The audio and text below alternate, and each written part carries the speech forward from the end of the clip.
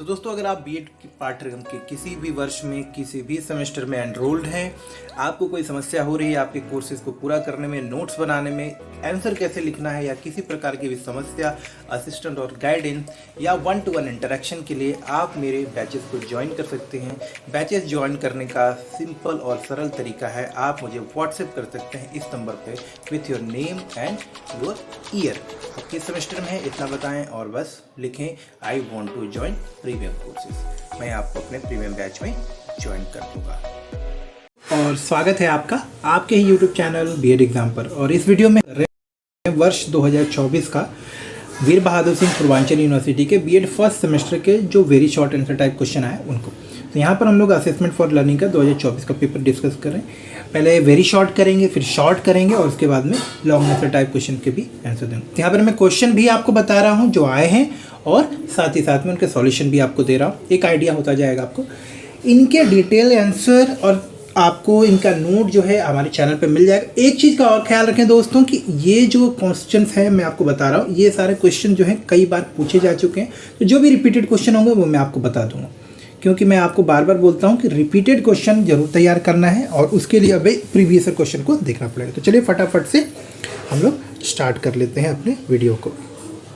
Just तो दोस्तों, वर्ष 2024 में जो असेसमेंट फॉर लर्निंग में क्वेश्चन पूछा गया है वो है कि डिफाइन रिलायबिलिटी यानी कि विश्वसनीयता की परिभाषा दीजिए। दोस्तों, जैसा कि मैं आपको बता रहा हूँ कि बार बार जो क्वेश्चन पूछे गए उनको मैं तो ये क्वेश्चन पूछा गया है रिलायबिलिटी का, जैसा कि इसके शाब्दिक अर्थ से ही समझ में आ रहा है हमें कि ऐसी कोई चीज़ जिस पर कि हम भरोसा कर सकते हैं, जिसे हम मान सकते हैं कि ये सही है, हमेशा सही रहेगा। तो उदाहरण के लिए किसी स्केल, अगर हम लोग आकलन के संदर्भ में बात करें तो ऐसे कोई मापनी, जैसे कि आप तराजू का इस्तेमाल करते हैं, जैसे कि आप थर्मामीटर का इस्तेमाल करते हैं, जैसे कि आप किसी और वस्तु का नापने के लिए, मापन के लिए इस्तेमाल करते हैं, अगर वो बार बार बिल्कुल सटीक परिणाम देता है तो हम कह सकते हैं कि वो रिलायबल है।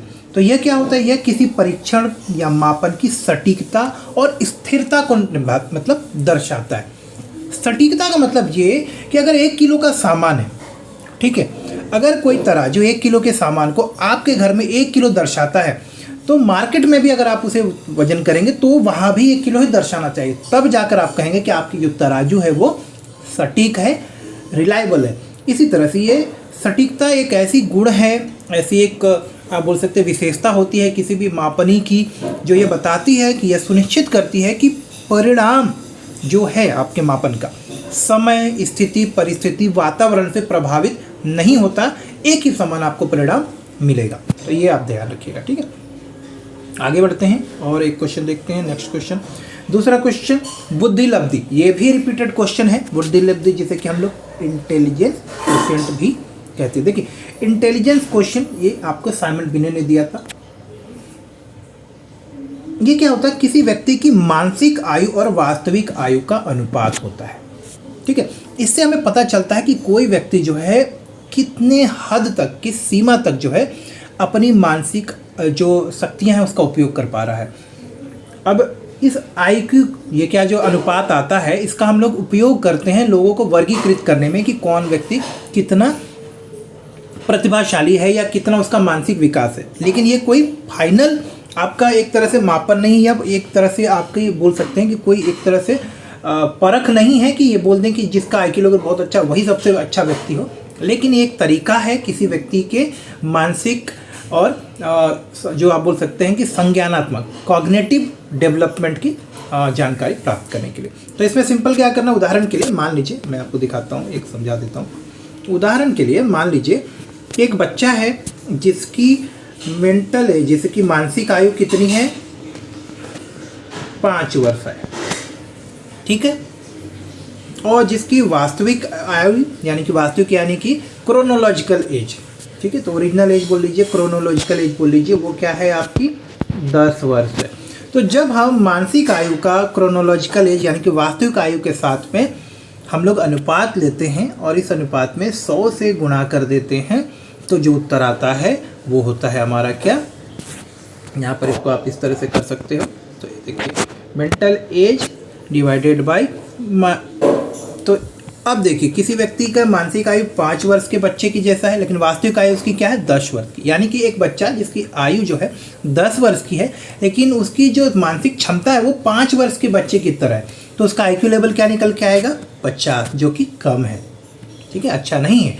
लेकिन मान लीजिए एक ऐसा बच्चा है जिसके की मानसिक आयु जो उसकी वास्तविक आयु कितनी है, 10, लेकिन वह जो है अपनी जो वास्तविक आयु है 15 साल की, ध्यान माफ़ करिएगा, इसको थोड़ा सही कर देता हूँ आपको। मान लीजिए बच्चे की वास्तविक आयु कितनी है, 1 मिनट, वास्तविक आयु जो है वो हो गई उसकी 10 साल, लेकिन वो अपने से बड़े बच्चों के भी प्रश्न को हल कर लेता है। यानी कि जैसे कि 15 साल के बच्चे या 20 साल के बच्चे, तो उदाहरण के लिए मान लीजिए 15 साल के बच्चे का भी वो जो प्रश्न हल कर सकता है। तो हम लोग यहाँ पर IQ कैसे निकालेंगे, IQ का फॉर्मूला यहाँ पर हो जाएगा 15। मानसिक आयु उसकी कितनी काम की है, 15 वर्ष के बच्चे के जैसे काम करे, तो ऊपर होगा 15, नीचे क्या होगा, उसकी वास्तविक आयु क्या है, 10।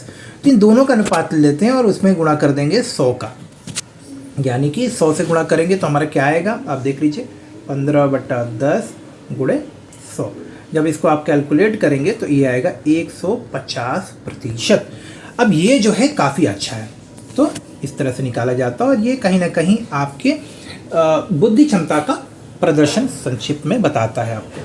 इससे आप एक आइडिया लगा सकते हैं किसी व्यक्ति के मानसिक योग्यता के बारे में। मानकीकृत परीक्षण यानी कि स्टैंडर्डाइज टेस्ट, जैसा कि नाम से ही पता चल रहा है कि ऐसे परीक्षण, ऐसे टेस्ट जिनका के संचालन किया जाता है और जो सबके लिए सबको मान्य होते हैं। तो ऐसे परीक्षण जो समान मानदंड और प्रक्रिया के तहत संचालित किए जाते हैं। यानी कि जैसे कि आप देखते हैं कोई भी स्टैंडर्ड एग्जाम, जैसे कि IAS का एग्ज़ाम, जैसे कि बैंकिंग का एग्ज़ाम या कोई भी कॉम्पिटिटिव एग्ज़ाम होते हैं जो देश में, जो आपके शहर में हो रहा होगा वो दूसरे शहर में भी हो रहा होगा, दूसरे राज्य में भी समान रूप से उसी तरह से हो रहा होगा, उनका स्तर भी वैसा ही होगा। तो अगर ऐसा कोई प्रश्न, ऐसी कोई परीक्षा, ऐसा कोई टेस्ट है जो कि समान है सबके लिए, तो उसे हम लोग बोलेंगे स्टैंडर्डाइज्ड टेस्ट। तो जैसे कि आपके IAS, PCS, अब इसमें विसंगतियों के बारे में चर्चा मत करिए, मैं एक स्टैंडर्ड को उदाहरण दे रहा हूँ। JEE का एग्ज़ाम हो गया जो आप लोग देते हैं, या कोई भी एंट्रेंस एग्जाम देते हैं, तो वो सब में क्या होता है, वो स्टैंडर्डाइज्ड टेस्ट होते हैं आपके। इसका उद्देश्य निष्पक्षता और तुलनीयता सुनिश्चित करना होता है। इसका उद्देश्य क्या होता है कि जब समान प्रकार के प्रश्न सबके लिए उपलब्ध होंगे तो यहाँ पर किसी के साथ कोई भेदभाव नहीं होगा, जो जितनी तैयारी करके आएगा उतना अच्छा करेगा, और इतने सारे लोगों में जो जितना अच्छा करेगा उसकी तुलना करने में हमें स्टैंडर्डाइज्ड टेस्ट मदद करते हैं। उदाहरण के लिए मान लीजिए 200 नंबर का प्रश्न हो रहा है, आपका परीक्षा हो रही है, तो उसमें जो व्यक्ति जितना अधिक अंक लेकर आएगा हम समझेंगे कि उसकी उतनी अच्छी तैयारी है और वो उतना अच्छा उसमें कर रहा है। ठीक है, चलिए आगे चलते हैं। अब हम लोग अगले प्रश्न में चलते हैं। 1 मिनट दोस्तों। अब हमारे साथ में है प्रश्न संख्या 4, जो कि है शैक्षिक संप्राप्ति, जिसे हम एजुकेशनल अचीवमेंट भी कहते हैं। जैसा कि नाम से प्रतीत हो रहा है, एजुकेशनल अचीवमेंट का मतलब कि शिक्षा के क्षेत्र में आपने क्या अचीव किया है। मान लीजिए आप कक्षा 5 में पढ़ रहे हैं, वर्ग 4 में पढ़ रहे हैं, वर्ग 10 में पढ़ रहे हैं, तो जो आप एग्जाम वगैरह देते हैं उसका जो परिणाम आता है वो आपका कहीं ना कहीं एजुकेशनल अचीवमेंट को शो करता है। तो विद्यार्थी द्वारा अर्जित ज्ञान, कौशल और दक्षताएं जो है आपके एजुकेशनल अचीवमेंट का हिस्सा है। इनके द्वारा आपके एजुकेशनल अचीवमेंट को दर्शाया जाता है, मापा जाता है। यह परीक्षा के परिणाम या प्रदर्शन के माध्यम से मापा जाता है। तो देखिए, एजुकेशन की प्रक्रिया के दौरान आपने जो भी सीखा है, जो भी समझा है, जो भी आप जान पाए, उसको आप एक टेस्ट के माध्यम से प्रदर्शित करते हैं, और यही होता है आपका एजुकेशनल अचीवमेंट। ठीक है, अगला प्रश्न है, ये भी देखिए रिपीटेड क्वेश्चन है आपका। विचलनशीलता, जैसा कि नाम से पता है, वेरिएबिलिटी, विचलनशीलता का अर्थ होता है वेरिएबिलिटी। मान लीजिए कोई आंकड़ा है, जैसे हम बोलते हैं कि जैसे कि खिलाड़ी होते हैं, आपने क्रिकेट का उदाहरण मैं आपको देता हूँ। एक खिलाड़ी आप देखो कभी 100 रन बनाता है, कभी 30 रन बनाता है, कभी 50 रन बनाता है, कभी 60 रन भी बनाता है। तो ये जो 100 है, ये 30 है, 50 है, 25 है, 150 है, ये क्या है, वेरिएबिलिटी है। एक व्यक्ति के प्रदर्शन में क्या आप देख रहे हो, बहुत ज़्यादा विचलनशीलता है। लेकिन अगर इन सारे आंकड़ों का हम लोग एक औसत लेंगे तो आपको पता चलेगा कि औसत करीब 60-65 के आसपास आ रहा है। तो 60-65 से उसके अधिकतम स्कोर और न्यूनतम स्कोर कितने हो रहे हैं, इसे हम वेरिएबिलिटी कहते हैं। तो जैसे मैंने आपको उदाहरण दिया कि मान लीजिए विराट कोहली है, मैच खेल रहा है और अलग अलग स्कोर बना रहा है, लेकिन उसका एवरेज स्कोर कितना है, 65, मान लीजिए 65 है। तो 65 से वो कितना कम बना रहा है और कितना ज़्यादा बना रहा है, इसे हम लोग कहते हैं वेरिएबिलिटी। और इसका वक्र यानी कि इसका कर्व कुछ ऐसा होता है। ठीक है, मैं इसको साफ साफ बना देता हूँ। तो ये क्या दिखाता है, किसी आंकड़े के बिखराव या अंतर की माप को, और यह औसत से दूरी को दर्शाता है। तो वेरिएबिलिटी को हम कैसे मापते हैं, हम लोग मान लीजिए ये ग्राफ है जिसमें कि इस तरह से ये आपका एवरेज जीरो जो है आपका मान लीजिए एवरेज वैल्यू है यहाँ पर। तो एवरेज वैल्यू से कोई आंकड़ा कितना दूर है ये टच नहीं करता दोस्तों ना, ध्यान रखिएगा, ऐसे रहता है। तो एवरेज से कितना आप दूर हो रहे, मान लीजिए ये 65 रन विराट कोहली का औसत उदाहरण के लिए, तो कितने कम रन यानी कि 55, 40, 30, 20 इधर होंगे, और इसी तरह से 75, 90, 100, 200 जो भी बनाए होंगे वो इस साइड में होगा। तो ये जो वेरिएबिलिटी होती है, ये जो बिखराव होता है औसत से, इसे हम लोग क्या कहते हैं, वेरिएबिलिटी, विचलनशीलता। विचलित हो रहा है कहाँ, औसत मान से। आमतौर पर वो 65 रन तो बनाते हैं, लेकिन कई बार वो 65 से कम भी बनाते हैं और कई बार 65 से ज़्यादा भी बनाते हैं। तो ये क्या होगा, एक तरह से उदाहरण हो गया आपका वेरिएबिलिटी का। इसका ग्राफ आपको समझा दिया मैंने कि इस तरह से बनता है। ठीक है, अगला प्रश्न है सहसंबंध। देखिए ये प्रश्न पूछा गया है, पूछा जाता है आपका, तो इसको तैयार जरूर करिए। ये भी रिपीटेड, अभी तक जितने प्रश्न हैं ऑलमोस्ट सभी रिपीटेड हैं। सहसंबंध यानी कि कोरिलेशन।